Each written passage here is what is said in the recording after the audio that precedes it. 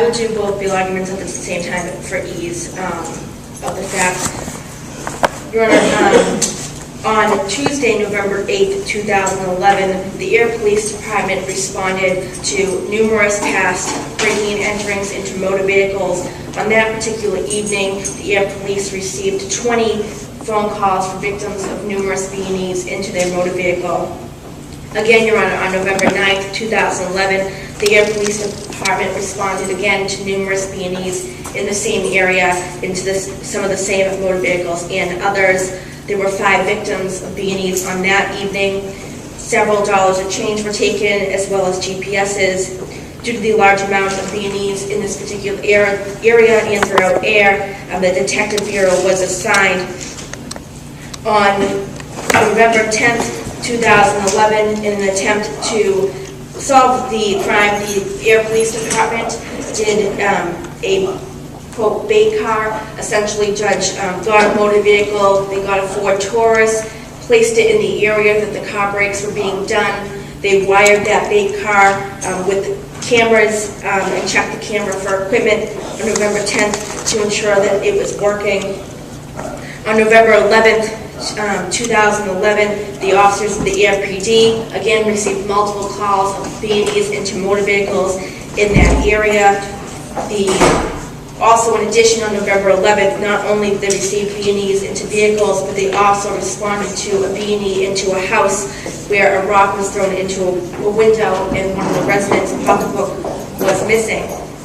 At this time, Your Honor, the Ayer Police Department then went to the bait car to see if anybody had gone into the bait car. And Your Honor, in the bait car, the Ayer Police Department put GPSs and jewelry and some coin change in the front of the bait car, and with the doors unlocked, the front doors unlocked. Upon Detective Kolarski going to the bait car, he noticed that there were several things out of place and that there were items missing. At this time, he took the video from the bait car, reviewed the video, saw that the individual in the bait car was identified by the police as one of the defendants, Hugh Kinney, who was in the courtroom today. Upon reviewing the video and identifying Mr. Kinney as the person in that bait car, doing that car break, the Ayer Police Department then began to get a search warrant for Mr. Kinney's home. Your Honor, this is on November 11, 2000. While the Ayer Police were in the process of getting the search warrant on November 11th, they received a call for a B&E into a house. I apologize, a B&E into a motor vehicle on that same evening. The owner of that vehicle essentially found a male suspect in the car, began to run away. He began to chase the male suspect. He tried to hold them down, but the male suspect was able to get away. A description of that suspect was then given. The description matched the description of Mr. Murray, who was in the courtroom today. At that time, the Ayer Police spoke with the homeowners.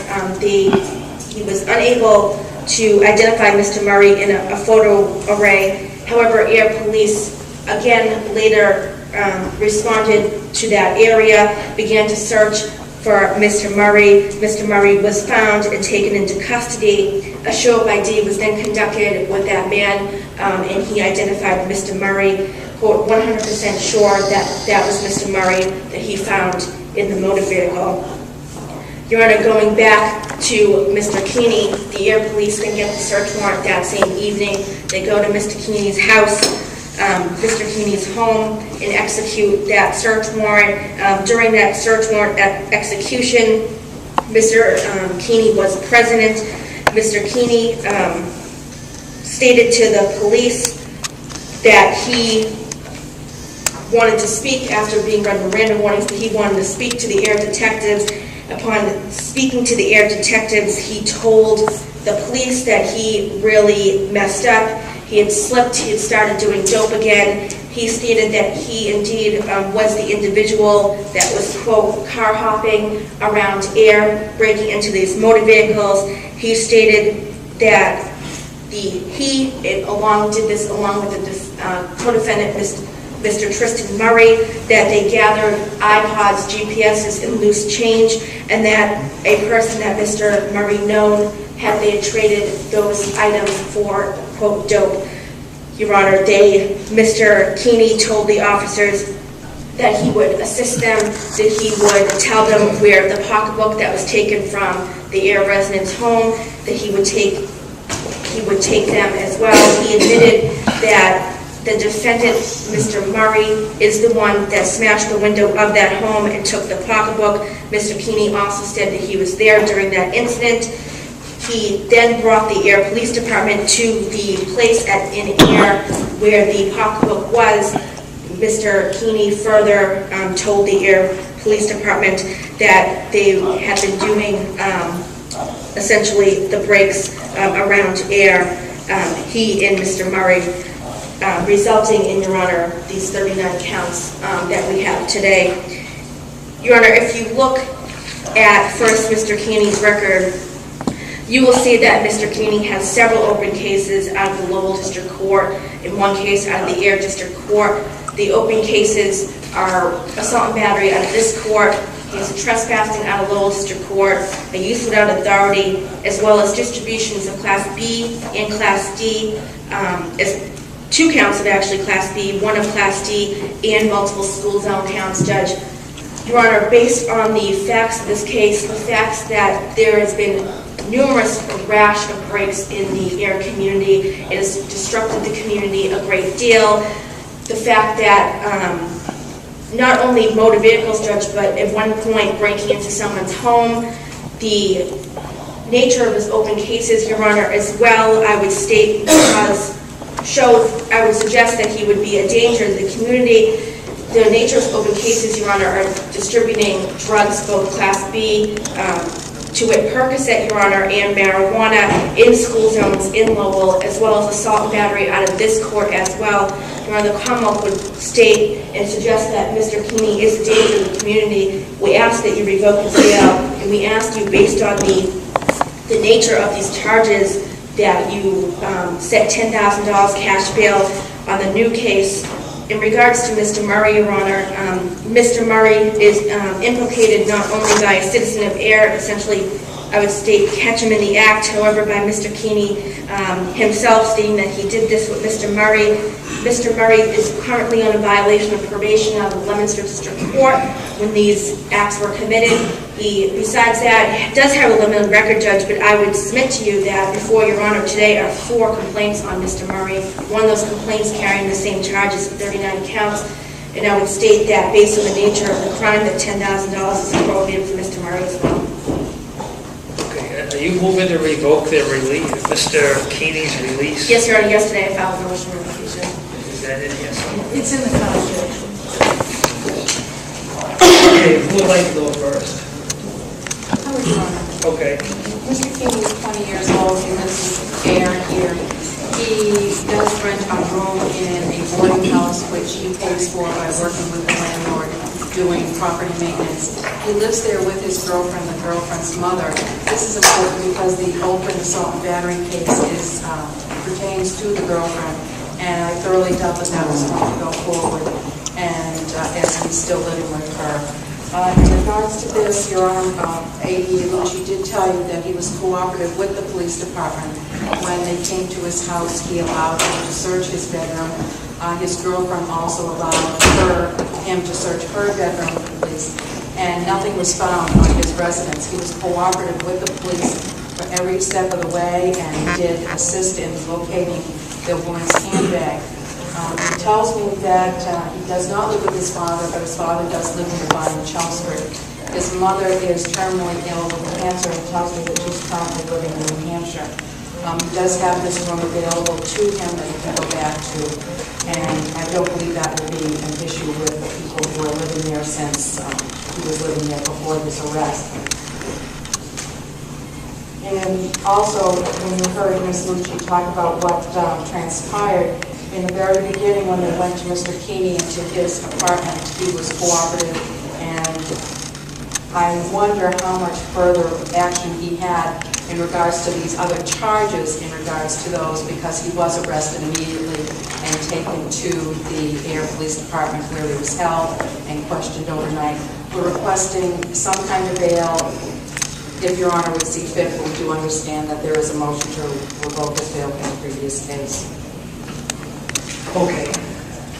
Your Honor, I would ask that you set not more than a nominal bail on Mr. Murray, Your Honor. Something like $500 would be much more appropriate than $10,000. If Your Honor were to look at Mr. Murray's record, there is, let alone not a default, but not a conviction on Mr. Murray's adult record, Your Honor.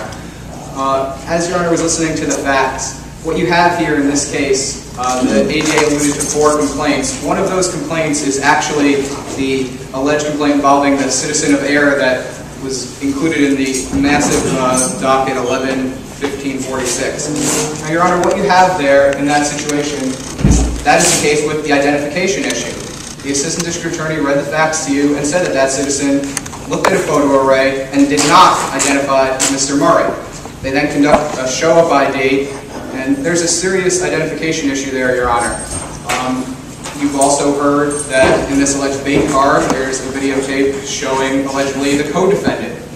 Then you have a 39-count complaint based, Your Honor, on statements of the alleged co-defendant. I would argue, Your Honor, that there's nothing here that implicates Mr. Murray other than those statements. There's nothing here implicating Mr. Murray other than a potentially borderline false identification. Mr. Murray has never defaulted to this court or to any of the other courts he's had responsibilities to before. Mr. Murray has extremely strong ties to the Ayer community. He's here today supported by his mother and his girlfriend. They're sitting on the right of the second to last row in the courthouse. I've had communications with his father who said within a week or two he may be able to make a nominal bail.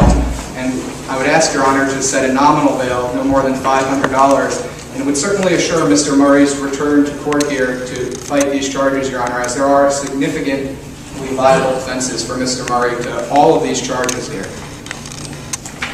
All right. And did the Commonwealth file a motion to revoke his release on the Lannister case? Your Honor, because it's a probation matter, the Commonwealth cannot. Okay. All right, after hearing that, I'm going to allow the revocation of this to Mr. Keeney for the 60-day period. Set bail in the amount of $6,500 cash, $65,000 surety.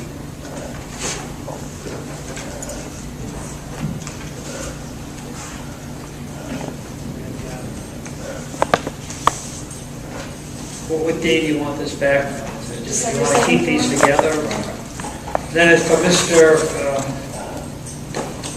Murray, I'm going to set bail in the amount of $65,000 surety, $6,500 cash.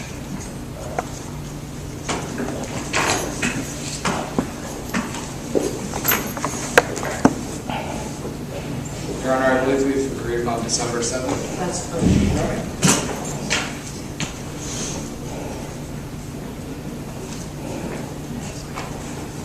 Judge, on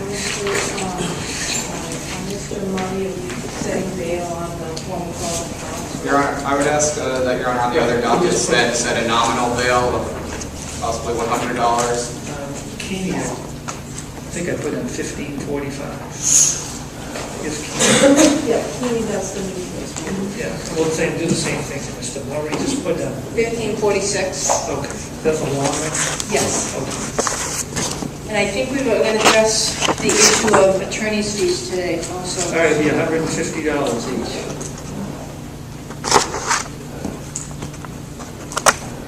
Okay, Mr. Keeney, on docket number 1148 CR 1463, the motion to revoke the bail was allowed and you're held without bail. And on docket number 1148 CR 1545, you voted to recognize to the Commonwealth in the sum of $65,000 for sureties or $6,500 cash. Both matters stand continued to December 7, 2011 for pretrial. Attorney Ayer represents you on both cases, and there's a $150 fee towards that representation on the new case. And on Mr. Murray, All matters stand continued again until December 7, 2011 for pre-trial hearing. You're ordered to recognize to the Commonwealth in the sum of $65,000 for sureties of $6,500 cash, and that bail is set on docket number 1148CR1546. Committee for Public Counsel Services has been appointed to represent you, and there's also a legal counsel fee of $150 towards that representation. Okay, thank you. Your Honor, if I could inquire, is there a nominal bail being set on the other I'll just open put dockets? it